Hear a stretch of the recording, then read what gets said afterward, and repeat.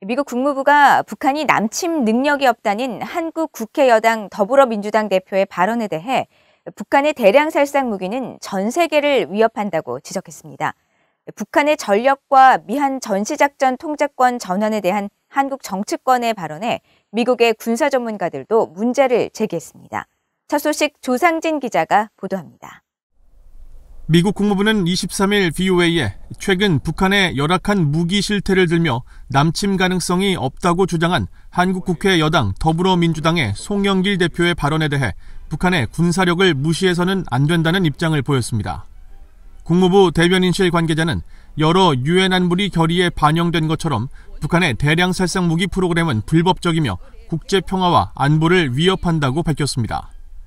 앞서 더불어민주당의 송영길 대표는 미국의 한 칼럼니스트가 미국의 지원이 없으면 한국도 아프가니스탄과 비슷한 처지가 될 것이라고 지적하자 지난 18일 자신의 사회 연결망 서비스 페이스북에 북한은 남침할 능력은커녕 자신들의 생존과 체제 유지가 더 절박한 실정이라고 주장하면서 북한의 모든 무기 체계는 낡았고 유엔과 미국의 경제 제재로 전차와 전투기를 운용할 연료조차 제대로 보급되지 못하는 상황이라고 언급했습니다.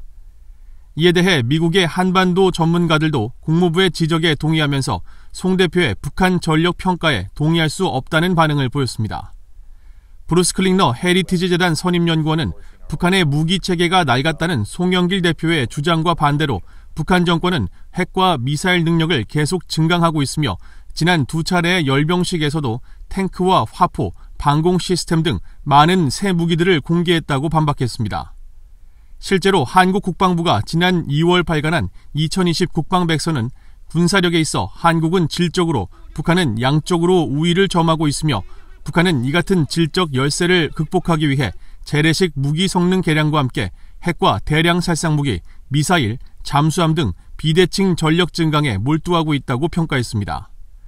클링너 선임연구원은 또 송 대표가 한미동맹 중요성에 못지않게 자주국방의 자세가 필요하다면서 조속한 전작권 회수를 강조한 데 대해서도 이의를 제기했습니다. 클링너 연구원은 미국과 한국은 시안을 기준으로 한 절차를 벌이고 조건에 기초한 전작권 전환을 채택한 만큼 전작권 회수에 속도를 내겠다는 것은 잘못된 표현이며 양국이 합의한 요건에 대한 이해 부족을 반영한다고 지적했습니다. 그러면서 연합작전 주도 능력 개선과 한반도 안보 상황의 개선이 이루어져야 하는 만큼 한국은 아직 필요한 조건을 충족하지 못했다면서 송 대표의 전작권 조기 이양 희망은 군사적 요인이나 미한 양국의 이전 합의와 일치하기보다는 정치적, 이념적 요인에 이끌린 것이라고 비판했습니다.